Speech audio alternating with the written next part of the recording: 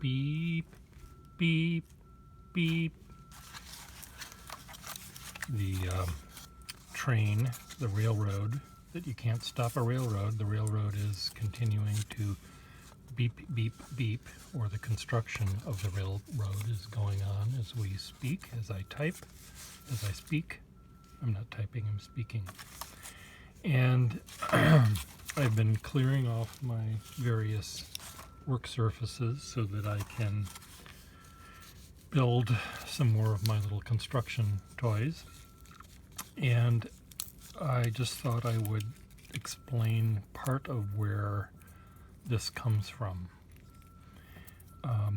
When I was in, I think it was second grade, though it could have been a different grade than that, but I think it was second grade, our teacher, to quiet us down and to make us think and to do whatever she did, she gave everyone in the class a challenge drawing. And what she did was typing paper, I guess, just plain white paper. She made little scribbles with her magic marker. Is this gonna work? You know, a little triangle, a little square like this, and a line and a squiggle, or something like that. That's maybe what I got, and someone else might have gotten 3 lines and a squiggle and a dot and a dot. And other people, everyone got different ones, all 30 of us. And the teacher went back to the front of the room, and we're all sort of scratching our heads wondering what the hell we're doing. And she said, well, take your piece of paper in your hand and turn it around to whatever you like. And I've essentially started a drawing, and you have to finish it. And I thought I had gone to heaven. I immediately started drawing, and Alan next to me looked over to try to cheat, copy my drawing, but of course he had those and I had these, or whatever. And Alan, I'm sorry, you never would have cheated. But I loved this this little pastime, for this little game, this little diversion. And this one, this could be 2 eyes and a nose, and this could be hair parted and combed. This could be 2 eyes and a nose and some teeth. This could be, what else could this be? Now I tend to be seeing just that, but anyway, it was really a fun thing. And the very first challenge drawing I did, I brought it home to show my mommy and my daddy.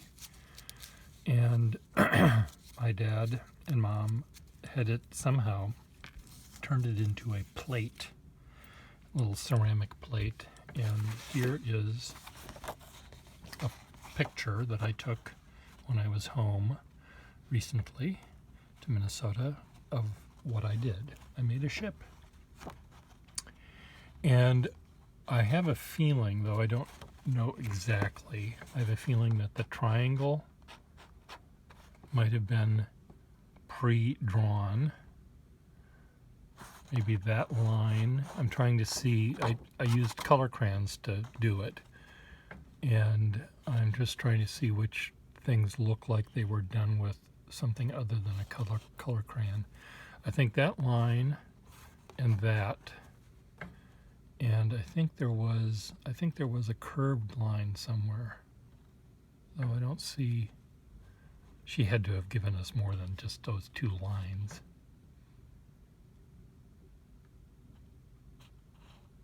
Maybe. It seems to me there was a curve that made me think of a boat automatically. So this is what I I did. I created this ship with all sorts of fun sails and buildings on it, and I signed it and then color crayoned it in, colored it in, and ever since then, I have been, well, even before then, I used to love drawing boats, and I still do. But I like the idea of starting out with something. So that's part of the fun that I still have when I create these little constructions. You know, I'm using this B of the New Balance company logo to make wheels or boobs or whatever. I'm using these stripes to represent something. I'm using, this part of an S might be a leg or a part of a pulley or a hook for a crane. I'm forever looking at what is given to me. This little piece with the little bit of black, I may ignore the black, or the black line might be an important part of my little construction I'm building. I allow the objects in front of me and the things that are printed and the texture of the paper and the whatever is present to help tell me what to do. And it's a little collaboration that I'm having with this piece of trash.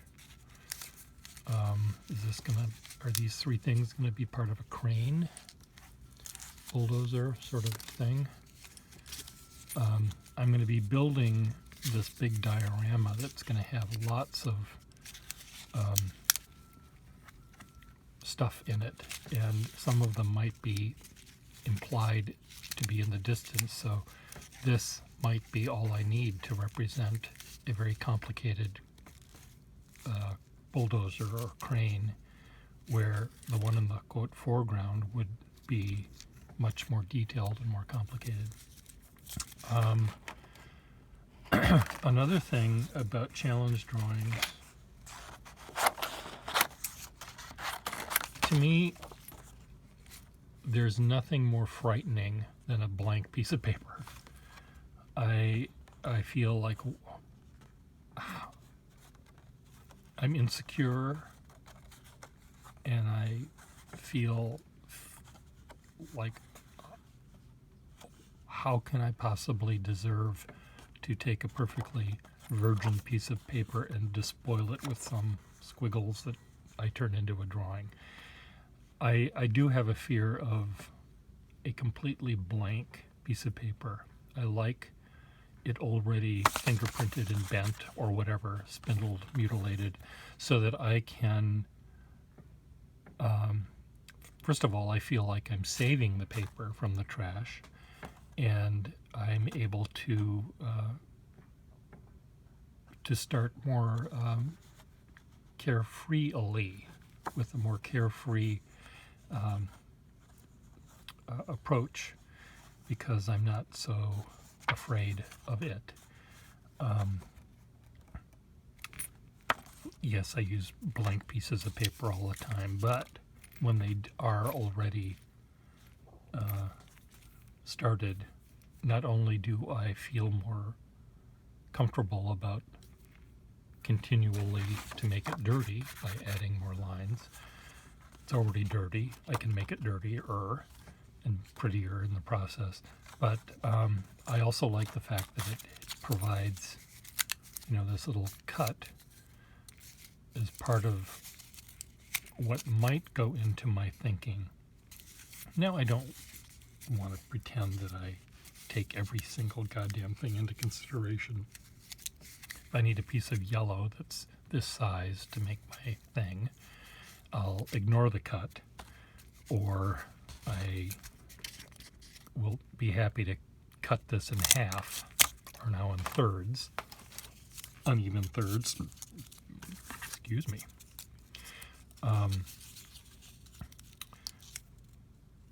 To alter the thing, I don't have to keep it exactly the way it is. I can,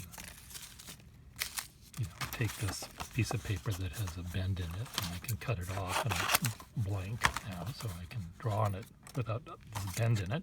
But I do like the idea of it, of stuff already starting. I like the challenge, back to the challenge drawing thing here, the challenge of working with something that's already started. It gets my gears going.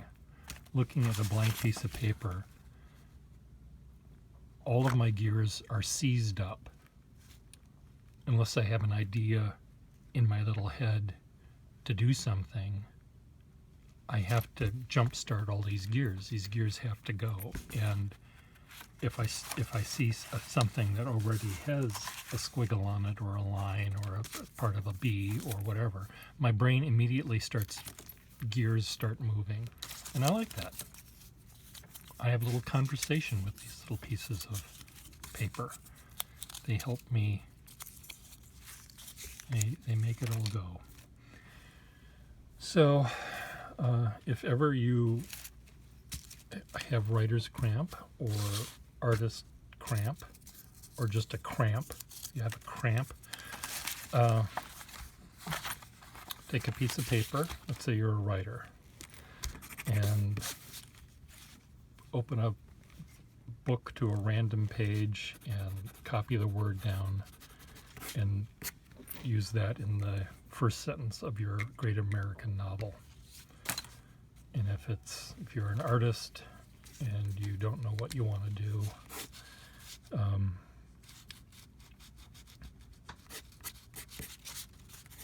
make some squiggles and look at the paper and see what you can do.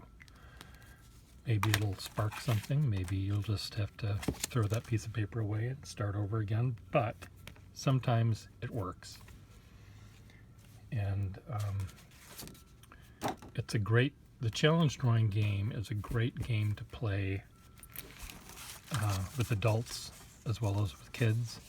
I used to, when I drank back in the olden days, I would go to the bar and I would see the regulars at the bar, and there were some that very much loved playing this game with me. We would just drink and chat, and we could draw and drink and chat at the same time. We weren't playing chess. We were having fun, and we really just loved this little game. And I've turned many, many people onto it. And you don't even have to know how to draw. I played quite often with a woman who didn't render her image as carefully as one might, or as creatively as one might, but all of her drawings had a really fun story to them. And it was the narrative of her story was what was really, really fun. So here's the head of a unicorn.